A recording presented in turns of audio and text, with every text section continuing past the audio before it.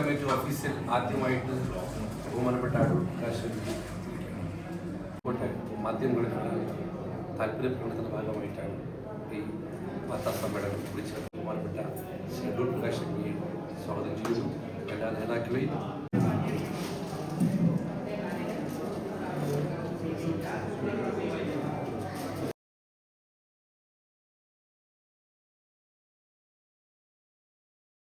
രണ്ടാം പിണറായി സർക്കാരിൻ്റെ 4ാമത് വാർഷിക ആഘോഷം. ആ വാർഷികവുമായി ബന്ധപ്പെട്ടുകൊണ്ട് നാളെ 20-ാം തീയതി എന്നുള്ള നിലയിൽ കേരളത്തിലുടനീളം കരിദിനമായി ആചരിക്കാനുള്ള തീരുമാനം ഞങ്ങൾ എടുത്തു. ആ കരിദിനമായി ആചരിക്കുവാനുള്ള തീരുമാനം കൈക്കൊണ്ടത് തന്നെ കേരളത്തിലെ ക്രമസമാധാന നില തകർന്ന ദരിദ്രമായി എന്ന് മാത്രമല്ല, പാവപ്പെട്ട അമ്മമാർക്കും സഹോദരിമാർക്കും ജീവിക്കുവാനുള്ള ചുറ്റുപാടുകൾ പോലും തകർത്തുകൊണ്ട് മുമ്പോട്ട് പോകുന്ന ഒരു സ്ഥിതി ഉണ്ടായിക്കൊണ്ടിരിക്കുകയാണ്. അതിൽ ആ കാര്യങ്ങൾ ജനങ്ങളുടെ ശ്രദ്ധയിൽ കൊണ്ടുവരുവാനും അത് ബോധ്യപ്പെടുത്തുവാനും അതിനെതിരെയുള്ള ശബ്ദം വിളിച്ചറിയിക്കുന്നതിന് വേണ്ടിയാണ് ഞങ്ങൾ കരിദിനമായി നടത്തുവാനുള്ള തീരുമാനം എടുത്തിട്ടുള്ളത്. മാത്രമല്ല, ഇന്ന് നമുക്കൊക്കെ അറിയാവുന്ന ഒരു കാര്യം, കേരളത്തിലെ അമ്മമാരാണ് ഏറ്റവും കൂടുതൽ ദുഃഖം അനുഭവിക്കുന്നത്. അവർ ദുഃഖം അനുഭവിക്കുന്നു എന്ന് പറയുമ്പോൾ അവർക്ക് സ്വൈര്യമായി വീട്ടിൽ കിടന്ന് ഉറങ്ങാൻ കഴിയാത്ത ഒരു അവസ്ഥ ഉണ്ടാകും. കാരണം അവരുടെ മക്കളിൽ നിന്ന് എന്താണ് സംഭവിക്കാൻ പോകുന്നത്, അവർ മക്കളിൽ നിന്ന് എന്ത് സംഭവിക്കുന്നു എന്ന് ചോദിച്ചാൽ, മയക്കുമരുന്നിന് അടിമപ്പെട്ടുകൊണ്ട് കുട്ടികൾ ഇന്ന് എന്ത് മോശപ്പെട്ട പ്രവർത്തനം നടത്തുവാൻ അമ്മമാരെ പോലും സത്യത്തിൽ കൊല ചെയ്യുന്ന നിരവധി, ഇപ്പോൾ മാധ്യമങ്ങളിലെടുത്ത് വായിച്ചാൽ ഓരോ ദിവസവും കൊലപാതക ശൃംഖലകളാണ് കാണാൻ കഴിയുന്നത്.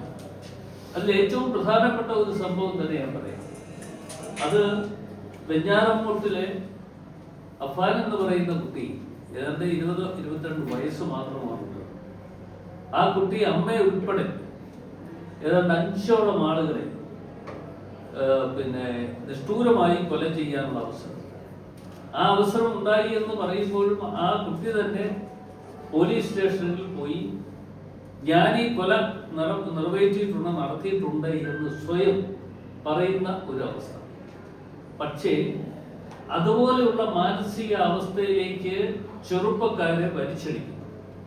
ആ മാനസികാവസ്ഥയിലേക്ക് ചെറുപ്പക്കാരെ വലിച്ചടിക്കുമ്പോൾ അതിന്റെ പിന്നിൽ നിന്നുകൊണ്ട് പ്രവർത്തിക്കുന്ന ഒട്ടനവധി ആളുകൾ, ആ ഒട്ടനവധി ആളുകളെ സംബന്ധിച്ചിടത്തോളം ഇന്ന് ദുരൂഹതയിലാണ്. അതേപോലെ തന്നെ നമ്മുടെ തൊഴിലുറപ്പ് പദ്ധതിയിൽ അംഗങ്ങളായിട്ടുള്ള പ്രവർത്തകർ, അവരെ പോലെയുള്ള ആളുകൾക്ക് കിട്ടേണ്ട കാര്യങ്ങൾ അവർക്ക് സമയബന്ധിതമായി കൊടുക്കാനുള്ള അവസരം കൊടുക്കുന്നില്ല എന്ന് മാത്രമല്ല, ആശാവർക്കർമാരുടെ സമരം ഇന്നിപ്പോൾ എനിക്ക് തോന്നുന്നത് ഏതാണ്ട് ഒരു 80-85 ദിവസക്കാലം കഴിഞ്ഞിരിക്കുന്നു. എത്രയും ദിവസക്കാലം കഴിഞ്ഞിരിക്കുന്നു. അവര് കേരളത്തിന്റെ മുഖ്യമന്ത്രി ഒരു സ്ഥലത്ത് നിന്നും യാത്ര ആരംഭിച്ച് കോർപ്പറേറ്റ് മാനേജ്മെന്റിന്റെ ആളുകളെ നേരിൽ കണ്ട് അവരുമായി ചർച്ച നടത്തുന്നതിന് വേണ്ടി പോകുന്ന അവസരത്തിൽ ഈ ആശാ വർക്കർമാർ അവരുടെ ഇല്ലായ്മകൾ, അവരുടെ പ്രശ്നങ്ങൾ, അവരുടെ ബുദ്ധിമുട്ടുകൾ പറഞ്ഞുകൊണ്ട് കാസർഗോഡ് നിന്നും അവരും ഒരു യാത്ര ആരംഭിച്ചു. ഞാൻ ഈ സൂചിപ്പിക്കുന്ന എന്താണെന്ന് ചോദിച്ചാൽ, കേരളത്തിലെ ജനങ്ങളോട് നീതി പുലർത്തണം എങ്കിൽ നീതിക്ക് വേണ്ടി പോരാടുന്ന തൊഴിലാളി വർഗത്തെ മാറ്റി നിർത്തിക്കൊണ്ടല്ല, പ്രത്യേകിച്ച് ഒരു കമ്മ്യൂണിസ്റ്റ് പ്രസ്ഥാനത്തിന് നേതൃത്വം കൊടുക്കുന്ന മുഖ്യമന്ത്രി ഉൾപ്പെടെയുള്ള ആളുകൾ ചെയ്യേണ്ടിയിരിക്കുക. മറ്റൊരു വിഷയം, കേരളത്തിൽ ഇന്ന് 9 വർഷക്കാലം ഭരണത്തിൽ വന്ന് 9 വർഷക്കാലം പൂർത്തിയായി. ഈ 9 വർഷക്കാലത്തിനുള്ളിൽ കേരളത്തിൽ ഏതെങ്കിലും ഒരു വൻകിട പദ്ധതിക്ക് രൂപം കൊടുക്കുവാൻ പിണറായി ഗവൺമെന്റിന് കഴിഞ്ഞിട്ടുണ്ടോ എന്ന ചോദ്യചിഹ്നമാണ് ഞങ്ങൾക്ക് വെക്കാറുള്ളത്. ആ ചോദ്യചിഹ്നം എന്ന് പറയുമ്പോൾ, ഇപ്പോൾ എന്ത് പറഞ്ഞാലും ഞങ്ങൾ വിഴിഞ്ഞം നടപ്പാക്കി, അതുപോലെ തന്നെ മെട്രോ ട്രെയിൻ ഞങ്ങൾ നടപ്പാക്കി. ഇതൊക്കെ പറയുമ്പോഴും ശ്രീ ഉമ്മൻചാണ്ടിയുടെ ഗവൺമെന്റ് ഇരിക്കുന്ന കാലഘട്ടത്തിൽ നിറവേറ്റിയ പ്രവർത്തനങ്ങളുടെ മേനി ഏറ്റെടുത്തുകൊണ്ട് നടപ്പാക്കുവാൻ വേണ്ടി പോകുന്ന ഒരു അവസ്ഥ ഇന്ന് കേരളത്തിലുണ്ടായിരുന്നു. ഏതെങ്കിലും ഒരു പുതിയ പദ്ധതിക്ക് രൂപം കൊടുക്കുവാൻ ഈ സർക്കാരിന് കഴിഞ്ഞിട്ടുണ്ടോ എന്ന് എൻ്റെ പ്രിയപ്പെട്ടവരായ നിങ്ങൾ കൂടി ഒരു അന്വേഷണത്തിലൂടെ തന്നെ ഇത് പുറത്തു കൊണ്ടുവരും. എന്ന് വെച്ചാൽ ഞാനിപ്പോഴും ഓർക്കുന്ന ഒരു കാര്യം, കേരള നിയമസഭയിൽ ബഹുമാനായ ശ്രീ ഉമ്മൻചാണ്ടി അന്ന് വിഴിഞ്ഞം പദ്ധതി നടപ്പാക്കുന്നതിന് വേണ്ടിയുള്ള നടപടികളുമായി പോകുന്ന അവസരത്തിൽ അദ്ദേഹത്തെ അന്ന് ആക്ഷേപിച്ചു എന്ന് പറയുന്നത് അന്നത്തെ പ്രതിപക്ഷ നേതാവായിരുന്ന ബഹുമാന്യനായ ശ്രീ VS അച്യുതാനന്ദനാണ്. അദ്ദേഹം ആക്ഷേപിച്ചത് ഏതാണ്ട് 6500 കോടി രൂപയുടെ റിയൽ എസ്റ്റേറ്റ് ബിസിനസ് നടത്തുന്നതിന് വേണ്ടിയാണ് വിഴിഞ്ഞം പദ്ധതിക്ക് രൂപം കൊടുത്തിട്ടുള്ളത് എന്ന് ആക്ഷേപം ഉന്നയിച്ചാണ്. പക്ഷേ ആ ഭക്ഷ്യോൽപാദന രംഗത്ത് പിന്നോക്കാവസ്ഥയിൽ നിൽക്കുന്നു എന്ന് പറയുമ്പോഴും കേരളത്തിലെ റേഷൻ കടക്കാർ അവരും ബുദ്ധിമുട്ടിലായിരിക്കുന്നു. കാരണം പല റേഷൻ കടകളിലും കിട്ടേണ്ട റേഷൻ വിഹിതം തന്നെ സമയത്ത് കിട്ടാത്ത അവസ്ഥ ഉണ്ടാകുന്നു.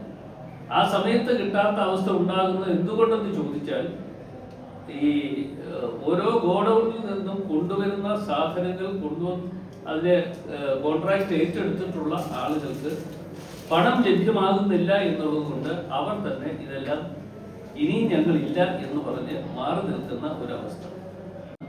മന്ത്രി തയ്യാറാകും. ഞാൻ ആ മന്ത്രി അധികം കുറ്റപ്പെടുത്തുന്നില്ല. കാര്യം എന്താണെന്ന് ചോദിച്ചാൽ, ഇപ്പൊ മന്ത്രിമാർക്ക് ആർക്കും അവരവരുടെ വകുപ്പുകളെ സംബന്ധിച്ച് എന്ത് നടക്കുന്നു എന്നതിനെ കുറിച്ച് അവർക്ക് ആർക്കും യാതൊരു ബോധ്യവും ഇല്ലാത്ത അവസ്ഥയാണ്. കാരണം എന്താണെന്ന് ചോദിച്ചാൽ, ഇതെല്ലാം ഏറ്റെടുത്തുകൊണ്ട് കേരളത്തിന്റെ മുഖ്യമന്ത്രി അടക്കി ഭരണം നടത്തുകയാണ്. അത് കൂടാതെ നെല്ല് ഏറ്റെടുക്കുന്ന പദ്ധതിക്ക് കേരളത്തിൽ ആദ്യമായി നടപടികൾ സ്വീകരിച്ചത് ബഹുമാന്യനായിരുന്ന ശ്രീ ഉമ്മൻചാണ്ടിയുടെ നേതൃത്വത്തിലുള്ള ഗവൺമെന്റാണ്. മുഖ്യമന്ത്രിയായിരുന്ന ഉമ്മൻചാണ്ടി അന്ന് ഒരു തീരുമാനമെടുത്തു, കർഷകരെ നമുക്ക് സഹായിക്കണം. ആ കർഷകരെ സഹായിക്കണമെങ്കിൽ ഇവിടെ ഉത്പാദിപ്പിക്കുന്ന നെല്ല് ഇവിടെ ഏറ്റെടുത്തുകൊണ്ട് ആ നെല്ലിന് ഉള്ള ന്യായമായ വില ലഭിക്കുവാൻ വേണ്ട നടപടികൾ സ്വീകരിക്കണം. അതിനന്ന് എന്നെയാണ് അന്ന് ചുമതലപ്പെടുത്തിയിരുന്നത്. ഞാൻ തന്നെ അന്ന് കുട്ടനാട്, പാലക്കാട്, കോട്ടയം തുടങ്ങിയ മേഖലകളിൽ ചുറ്റി സഞ്ചരിച്ച് കർഷകരുമായി ആശയവിനിമയം നടത്തി. ആ കർഷകരുടെ ആശയവിനിമയം നടത്തിയതിന്റെ അടിസ്ഥാനത്തിൽ അവർ ആവശ്യപ്പെട്ടതനുസരിച്ച് പല നടപടികളും സ്വീകരിക്കാൻ കഴിഞ്ഞതിന്റെ ഭാഗമായി കേന്ദ്ര ഗവൺമെന്റ്, അന്ന് ഡോക്ടർ മൻമോഹൻ സിംഗും അതുപോലെ തന്നെ ശ്രീ ശരത് പവാറുമായിരുന്നു അന്നത്തെ കേന്ദ്രമന്ത്രി എന്നുള്ള നിലയിലും പ്രധാനമന്ത്രി എന്നുള്ള നിലയിലും ഡോക്ടർ മൻമോഹൻ സിംഗിനെയും മറ്റും കാണാൻ മുഖ്യമന്ത്രി ഞാൻ കൂടിയാണ് പോയി എന്ന് മാത്രമല്ല, നെല്ല് ഏറ്റെടുക്കുമ്പോൾ ആ നെല്ലിന്റെ വില കിട്ടുന്നതിനും, അത് മാത്രമല്ല ഇവിടെ കുത്തരിയാക്കി ആ കുത്തരി വിതരണം ചെയ്യുമ്പോൾ അതിനുള്ള പണം ലഭ്യമാകുന്നതിനുള്ള നടപടികൾ സ്വീകരിച്ചത് ആ കാലഘട്ടത്തിലാണ്. അതുപോലെ ശ്രീ ചന്ദ്രശേഖരൻ നായർ സതുദ്ദേശത്തോടുകൂടി തുടങ്ങിയ കാര്യങ്ങൾ അത് കൂട്ടിക്കെട്ടുവാൻ വേണ്ടിയുള്ള നടപടികൾ ഇന്ന് സ്വീകരിച്ച് മുമ്പോട്ട് പോകുന്നത് ഇടതുപക്ഷത്തിന്റെ മന്ത്രിമാർ കൂടി അംഗങ്ങളായിട്ടുള്ള ഈ മന്ത്രിസഭയാണ്. അവർക്ക് ധൈര്യവും തന്റേടവും ഇല്ലാത്ത ഒരു അവസ്ഥയും അവർക്ക് സ്വതന്ത്രമായി പ്രവർത്തിക്കാനുള്ള അവസ്ഥയും ഇന്നില്ല എന്നുള്ളത് കൊണ്ടാണ് ഇത്തരം കാര്യങ്ങൾ മുമ്പോട്ട് പോകുന്നത്. എന്തായാലും ഞങ്ങളുടെ പ്രധാനപ്പെട്ട നാളത്തെ അജണ്ട എന്ന് പറയുന്നത് ഇത്തരം കാര്യങ്ങളെല്ലാം തന്നെ പൊതുജനങ്ങളുടെ മുമ്പിലേക്ക് കൊണ്ടുവരുവാനും ജനങ്ങളെ ബോധ്യപ്പെടുത്തുവാനുമുള്ള നടപടികളുമായി മുമ്പോട്ട് പോവുക എന്നുള്ളതാണ് നാളത്തെ ഞങ്ങളുടെ അജണ്ട. നാളെ ഞങ്ങൾ കരിദിനമായി ആചരിക്കുകയാണ്. UDFന്റെ നേതൃത്വത്തിൽ കരിദിനമായി ആചരിക്കുകയാണ്. അക്കാര്യത്തെക്കുറിച്ച് പറയുമ്പോൾ സത്യത്തിൽ ബഹുമാനായ ശ്രീ ശശി തരൂർ അദ്ദേഹം പാർലമെന്റ് അംഗമായിരുന്നു. കോൺഗ്രസിന്റെ പ്രതിനിധിയായിട്ടാണ്. കോൺഗ്രസിന്റെ പ്രതിനിധി എന്നുള്ള നിലയിൽ അദ്ദേഹം അംഗമായി വന്നപ്പോൾ അദ്ദേഹത്തെ ആ സ്ഥാനത്ത് കൊണ്ടുവരുന്നതിന് വേണ്ടി കഠിനാധ്വാനം നടത്തിയിട്ടുള്ളത് നമ്മുടെ ഈ സംസ്ഥാനത്തെ പാവപ്പെട്ട ആളുകൾ എന്ന് വെച്ചാൽ അദ്ദേഹത്തിന്റെ വോട്ടർമാരെന്നുള്ള നിലയിൽ, അത്തരത്തിലുള്ള ആളുകൾ കൊടുത്ത സഹായങ്ങൾ ഒന്നുകൊണ്ട് മാത്രമാണ് ഈ സ്ഥാനത്തേക്ക് വരാൻ കഴിഞ്ഞത്. അപ്പോൾ ആ സ്ഥാനമാനത്തേക്ക് വരുമ്പോൾ കേരളത്തിലെ കോൺഗ്രസ് പ്രസ്ഥാനത്തെയും അതുകൂടാതെ തന്നെ ഇന്ത്യയിലെ കോൺഗ്രസ് പ്രസ്ഥാനത്തെയും പ്രത്യേകമായി ഒരു ശ്രദ്ധ കൊടുക്കുവാനും കോൺഗ്രസിന്റെ ഒരു നിയന്ത്രണത്തിൽ എത്തിച്ചേരുവാനും ആരാണെങ്കിലും, ഇപ്പോൾ ശശി തരൂരെന്ന് മാത്രമല്ല, അത് ഞാനാണെങ്കിലും ആരാണെങ്കിലും അതിന് തയ്യാറാകണം എന്നുള്ളതാണ് എൻ്റെ വ്യക്തിപരമായിട്ടുള്ള അഭിപ്രായം.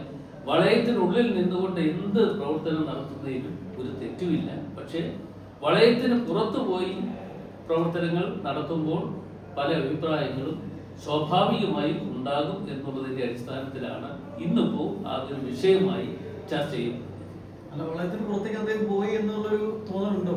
അല്ല, വളയത്തിന് പുറത്ത് പോകാതിരിക്കട്ടെ, അതൊക്കെയാണ് ഞങ്ങളുടെ ആഗ്രഹം. ആഗ്രഹം അത് തന്നെയാണ്.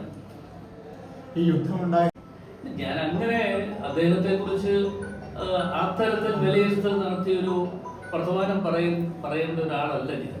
കാരണം അദ്ദേഹം പറയുന്ന വാക്കുകൾ കേൾക്കുകയും അത് പഠിക്കുകയും മനസ്സിലാക്കുകയും ചെയ്യുമ്പോൾ പല സംശയങ്ങളും ഉളവാകും.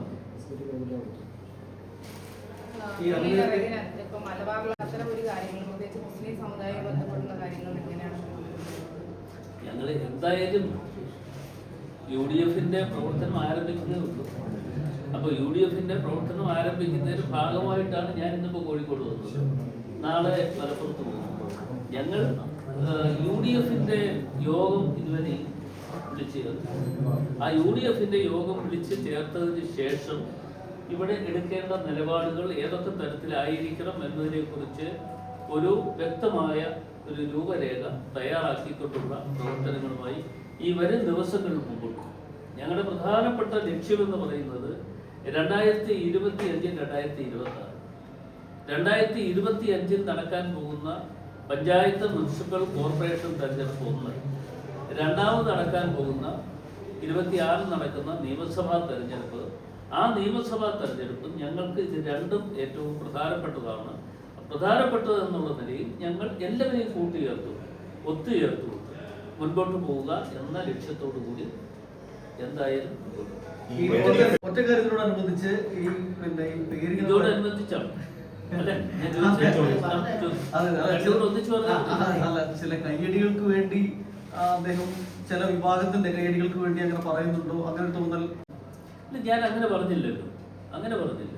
പക്ഷേ ഒരു കോൺഗ്രസ് പ്രവർത്തകൻ എന്നുള്ള നിലയിൽ വളയത്തിനുള്ളിൽ നിന്നുകൊണ്ട് പ്രവർത്തിക്കുക എന്നുള്ളത് തന്നെയാണ് എൻ്റെ അഭിപ്രായം.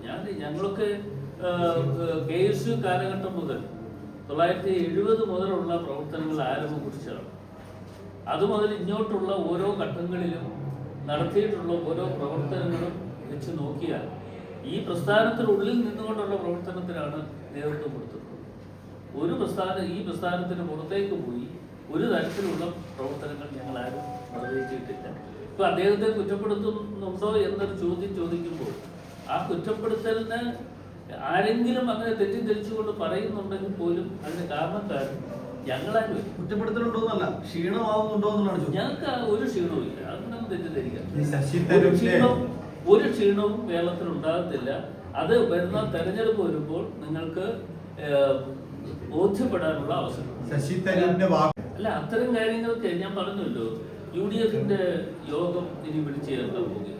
ആ യോഗം വിളിച്ചു ചേർത്ത് അതിനകത്ത് മുതിർന്ന നേതാക്കന്മാരുണ്ട്, അതുപോലെ തന്നെ ഘടകകക്ഷിയുടെ നേതാക്കന്മാരുണ്ട്, പ്രതിപക്ഷ നേതാവുണ്ട്. അങ്ങനെയുള്ള ആളുകളുമായി ഒക്കെ ബന്ധപ്പെട്ടുകൊണ്ട് ചർച്ചകൾ നടത്തിയതിനു ശേഷം മാത്രമാണ് ഈ കാര്യങ്ങൾക്ക് പ്രതികരണം നടത്തുന്നത്. ഒരു കാര്യം ഞാൻ പറയാം, തിരുവനന്തപുരം മുതൽ കാസർഗോഡ് വരെയുള്ള മേഖലകളിൽ ദേശീയപാത വരുന്നു എങ്കിൽ അത് അതിന്റെ ഔദാര്യമല്ല, കേരളത്തിലെ ജനങ്ങൾക്കുള്ള അവകാശമാണ്. അതല്ലാതെ ഔദാര്യം കേന്ദ്ര ഗവൺമെന്റ് തരുന്നു എന്ന് നിങ്ങൾ ആരും കേന്ദ്രത്തിന്റെ മാത്രമല്ല ചോദിക്കുന്നത്. അതായത് ഇപ്പോ കേരളത്തിൽ സ്ഥലം ഏറ്റെടുക്കൽ UDF സർക്കാരിനകത്ത് നടന്നിരുന്നില്ല. അത് പിണറായി സർക്കാർ വന്നതിന് ശേഷമാണ് ഏറ്റെടുത്ത് വികസിക്കുന്നത്. സ്വാഭാവികം പിണറായി സർക്കാരൊക്കെ അതിൽ അവകാശം ഉന്നയിക്കുള്ളൂ. അല്ലെ, പിണറായി സർക്കാർ ഇപ്പോഴും അവകാശവാദം ഉന്നയിക്കുന്നുണ്ടല്ലോ. ഓരോ കോർപ്പറേഷനിലും കൊടുത്ത പണം വിനിയോഗിച്ചുകൊണ്ട് എന്തെങ്കിലും കാര്യങ്ങൾ ചെയ്തിട്ട് അവരുടേതാണെന്ന് പറഞ്ഞപ്പോൾ തിരുവനന്തപുരത്ത് ഒരു വലിയ ചർച്ച നടന്നു സ്മാർട്ട് സിറ്റിയായി ബന്ധപ്പെട്ടുകൊണ്ട്. അപ്പോൾ കൊടുത്തതാരാ? കേന്ദ്ര ഗവൺമെന്റ്. കേന്ദ്ര ഗവൺമെന്റ് കൊടുക്കുന്ന പണം വിനിയോഗിക്കുക എന്ന് പറയുന്നത് സംസ്ഥാന ഗവൺമെന്റിന്റെ അതിന് ഒരു ഇക്വേഷൻ ഉണ്ട്. ചിലപ്പോൾ 50-50 ആയിരിക്കും, അതല്ലെങ്കിൽ 60-40 ആയിരിക്കും. അത് ഓരോ തരത്തിലും അവിടെ നിന്ന് ഫണ്ട് കൊടുക്കുമ്പോൾ ഇത്തരത്തിലായിരിക്കണം എന്നതിനെ കുറിച്ച് ഒരു നിബന്ധന വെച്ചിട്ടുണ്ട്. ആ നിബന്ധനയ്ക്ക് അനുസരിച്ച് കേരളത്തിലെ പ്രയോജനം വരുന്ന തരത്തിലുള്ള പ്രവർത്തനങ്ങൾ നിറവേറ്റുക എന്ന് പറയുന്നത് ഒരു സർക്കാരിന്റെ ഉത്തരവാദിത്വം.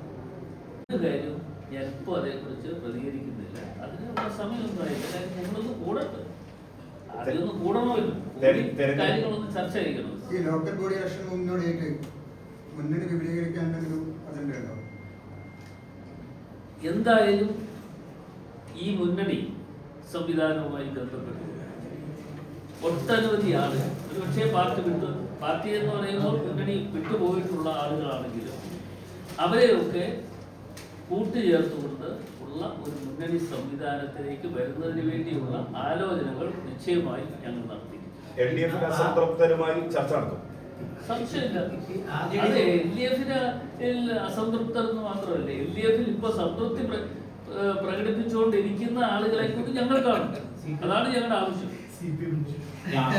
ഒരു ചർച്ചയും നടന്നിട്ടില്ല. അത്തരം കാര്യങ്ങൾ ഞാൻ ഒറ്റയ്ക്ക് നടത്തേണ്ട ചർച്ചയല്ല.